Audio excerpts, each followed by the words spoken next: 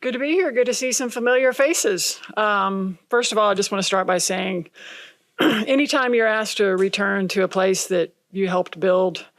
Everyone sees the sold-out arenas, the record-breaking viewership, and the incredible shots from Caitlin Clark. They see the arrival of a superstar destined to change the game forever. But what they don't see is the storm brewing behind closed doors in Indiana.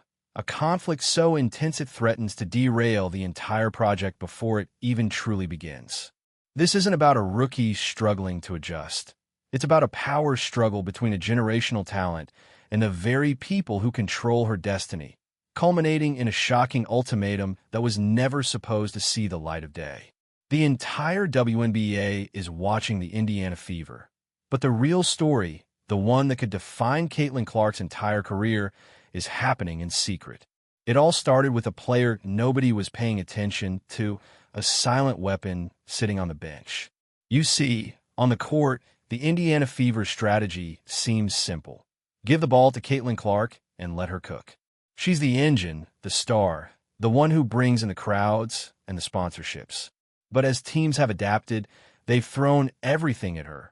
Double teams, triple teams, and a level of physicality that has left fans and analysts stunned. Clark is an offensive genius, but she's also an island, forced to fight for every single point. And right there on the bench, watching it all unfold, is Justine Pissott. Pissott isn't just another player. She was recruited as a sharpshooter, a dead-eye three-point specialist from Vanderbilt, the exact kind of player who should be thriving alongside a playmaker like Clark. Her job is to space the floor, to punish defenses for collapsing on the star player. Yet, game after game, she barely sees the court. This isn't an accident. It's a deliberate choice, and it's created an invisible wall within the team's offense. Fans were starting to ask questions, but the real concerns were coming from inside the organization. And what was happening on the court was merely a symptom of a much deeper, more troubling issue. The silence on the court between Clark and Pissott was echoing loudly in the locker room. Whispers started to leak from sources close to the team, painting a picture not of a unified group rallying behind their new star, but of a silent divide. The narrative wasn't one of simple jealousy, which many outsiders assumed. The veteran players understood Clark's talent. The problem was far more complex. It was a fundamental disagreement on identity and strategy. Some players felt the Caitlin Clark show was making the team predictable and, worse, vulnerable. They believed a more balanced attack, one that utilized players like Pissott to create a multi-pronged threat, was the only path to sustainable success.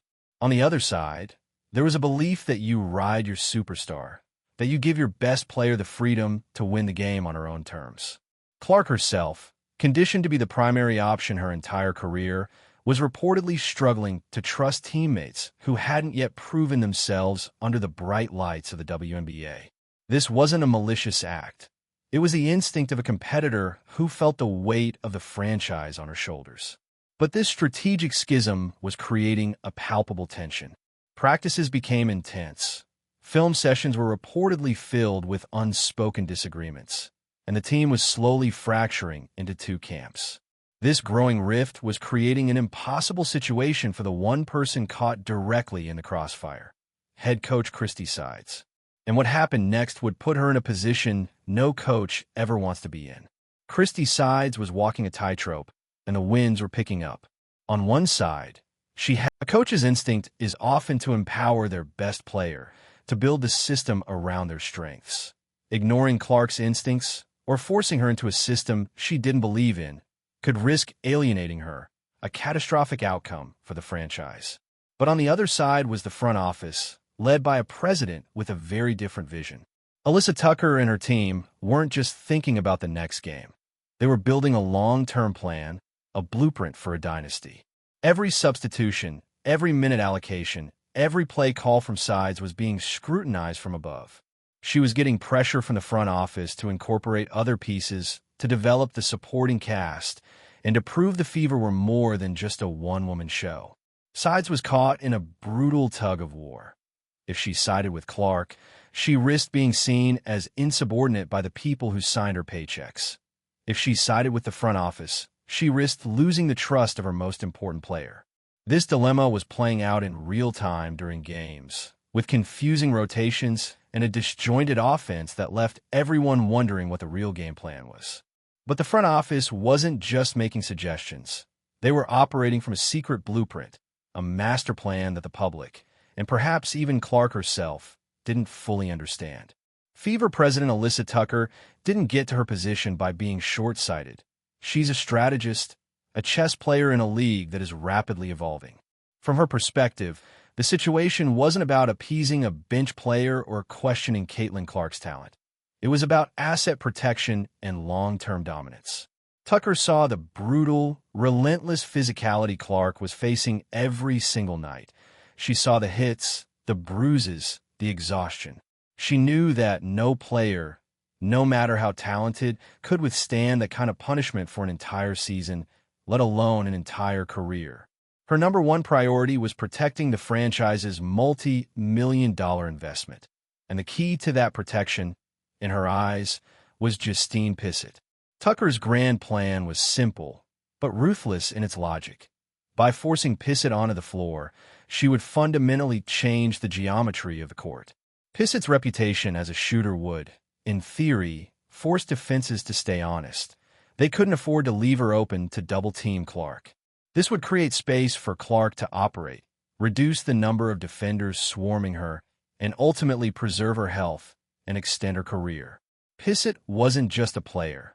She was a strategic necessity, a bodyguard in the form of a floor spacer. Tucker believed Clark's reluctance to integrate Pissott was a blind spot, the brilliant player unable to see the bigger picture. And if the player couldn't see it, then the organization would have to force her to. This wasn't a suggestion anymore. It was about to become a mandate. The breaking point finally arrived. Alyssa Tucker called a private, closed-door meeting. It was just her and Caitlin Clark, no coaches, no agents, no distractions. The tone was reportedly not one of negotiation. It was direct, unwavering, and brutal in its clarity. Tucker laid out the entire situation, not as a debate, but as a statement of fact. She explained the vision for the team, the strategic importance of players like Pissott, and the non-negotiable need to protect Clark from the physical onslaught she was enduring. She presented it as a matter of franchise survival. Then came the moment that changed everything. Tucker issued the ultimatum. It wasn't phrased as a threat of being traded or benched. That would be insane. It was something far more fundamental. She told Clark that integrating Justine Pissott into the offense, looking for her on the court, and actively working to get her open shots was no longer optional. It was now a core component of the team's official strategy. The ultimatum was this. Either Clark embraces this team-oriented approach and elevates the players around her, or the front office would have to fundamentally reevaluate how the offense was structured. This could mean calling plays from the sideline that deliberately took the ball out of her hands in key moments, shifting the offensive focus, and essentially challenging her authority on the court. It was a direct challenge to her identity as a player. Embrace the system, or the system will be forced upon you. The room was left in a stunned silence. The future of the Indiana Fever now rested entirely on Clark's response. The days following the closed-door meeting were thick with an almost unbearable tension. Everyone in the organization knew something had shifted, even if they didn't know the specifics. Practices were different. The energy was coiled, uncertain. Teammates and coaches watched Clark's every move, trying to gauge her reaction. Would she be defiant? Would she retreat and become isolated? Would she openly rebel against the front office's mandate? Most people expected a simmering resentment, a quiet protest on the court. But Caitlin Clark's response was something nobody saw coming. She didn't become angry or withdrawn. Instead, she became intensely focused, almost unnervingly quiet. She started staying even later after practice, not just shooting, but watching film with a new intensity. She was seen in quiet conversations with assistant coaches, pointing at tactical charts and asking questions not just about her role, but about the positioning of every player on the floor. She reportedly approached Justine Pissott directly, not with an apology, but with a series of direct tactical questions about her preferred spots on the court and how she liked to receive the ball coming off a screen. It wasn't the warm, collaborative breakthrough some might have hoped for. It was cold, calculated, and professional. Clark wasn't fighting the ultimatum. She was studying it, dissecting it, and seemingly preparing to weaponize it in a way that the front office may not have intended. A new and unpredictable phase of this power struggle had just begun. The on-court evidence, since the ultimatum, has been both fascinating and deeply ambiguous. In the first few games, there were noticeable changes. Clark made a conscious effort to find Pissott, passing her the ball in situations where she previously would have taken the shot herself. There were moments of connection, a quick pass leading to an open three that gave a glimmer of hope. It looked like Tucker's high-stakes gamble might be paying off, that a new, more dangerous version of the fever was emerging. But then, the old instincts would reappear. In high-pressure moments, late in the shot clock, or when the game was on the line, Clark would revert to form, putting her head down and taking on the entire defense by herself. The connection with Pissott would vanish, and the offense would once again become the Caitlin Clark show. Was this a sign of a deeper rift, proof that you can't force chemistry? Or was it simply the natural process of a player rewiring years of instinct? The truth is, nobody knows. Some analysts see the cracks in the armor, suggesting the force partnership is creating a hesitant, overthinking version of Clark. Others see the foundation of a new beginning, arguing that these are the necessary growing pains of forging a championship core. The Indiana Fever are currently balanced on a knife's edge. The ultimatum has set in motion a chain of events that could either lead to the creation of a dynasty built on trust and strategic cohesion, or it could shatter the team from within. A cautionary tale of a front office that pushed its superstar too far, too fast. What we are witnessing is far more than a simple rookie season. It's a high-stakes battle for the soul of a franchise. The Indiana Fever's front office placed a bet, a massive gamble that they could mold their generational talent to fit their vision, even if it meant issuing an unprecedented ultimatum. They believe they are saving Caitlin Clark from herself, protecting their most valuable asset for a future of sustained championship contention. But in doing so, they may have ignited a conflict that cannot be contained. True chemistry, the kind that wins championships, is a mysterious, organic force. It's built on trust, respect, and a shared instinct that develops over time, not in a tense, closed-door meeting. Behind the highlight reels and the post-game interviews lies a complex machine of business, strategy, and power. Alyssa Tucker's move, while shocking, is a masterclass in corporate thinking. In her world, players are assets, and the primary goal is to maximize the return on investment. The physical toll on Clark wasn't just a concern for her well-being. It was a direct threat to the franchise's bottom line. Every game Clark misses due to injury, every season her peak is shortened by burnout, translates to millions of dollars in lost ticket sales, merchandise, and media rights. Pissott, from this cold perspective, becomes less of a teammate and more of a crucial piece of operational infrastructure, like an insurance policy against the inevitable wear and tear on the main asset. This level of calculation can feel soulless to fans who see the passion and artistry of the game, but it's the unseen engine that drives every decision at the highest levels. The ultimatum was the moment this corporate reality collided with the raw, competitive instincts of a superstar athlete. For her entire life, Caitlin Clark's success has been built on a simple formula: having the ball in her hands and making the decisive play. Her basketball DNA is coded with the belief that she is the best option on the floor at all times. The ultimatum directly challenged this core belief. It told her that her instincts, the very things that made her a phenomenon, were now considered a liability to the long-term health of the organization. This creates a profound psychological conflict. How does a player who has been rewarded for their individual brilliance suddenly learn to defer?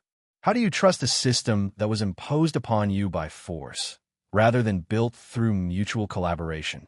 This is the tightrope Clark now walks. She has to balance her innate desire to dominate with the front office's mandate to delegate. Every decision she makes on the court is no longer just about winning the game. It's a political statement, a response to the power play that happened behind the scenes.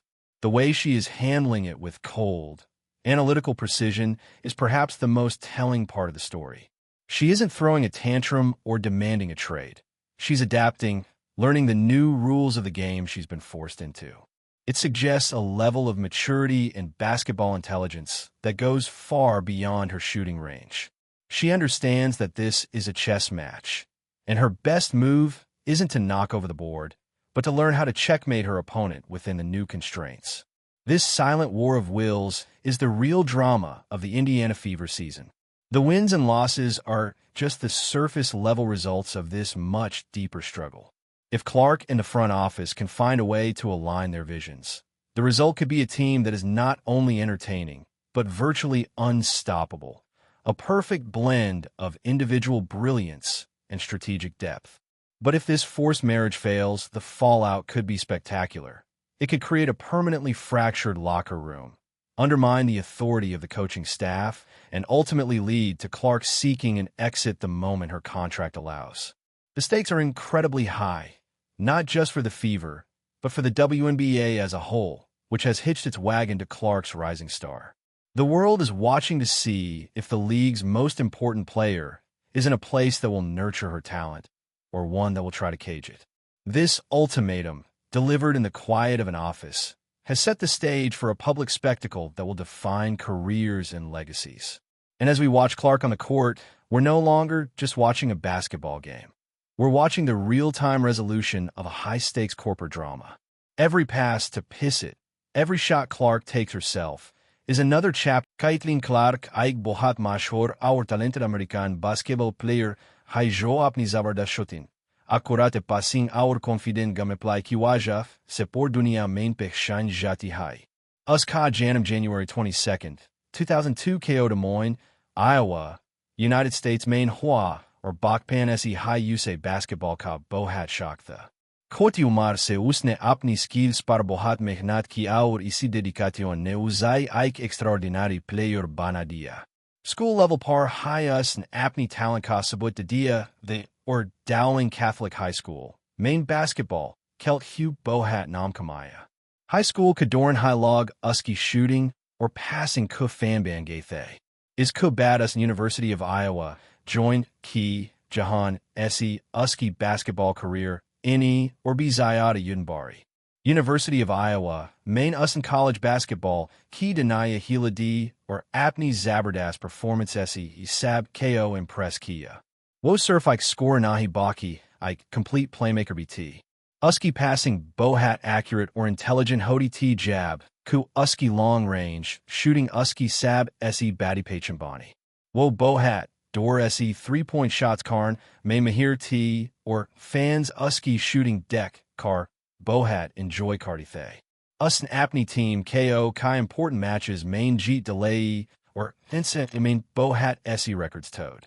Wo college basketball Key Sab Essie dangerous players main Essie Ike Bonnie or scoring main A records ban I.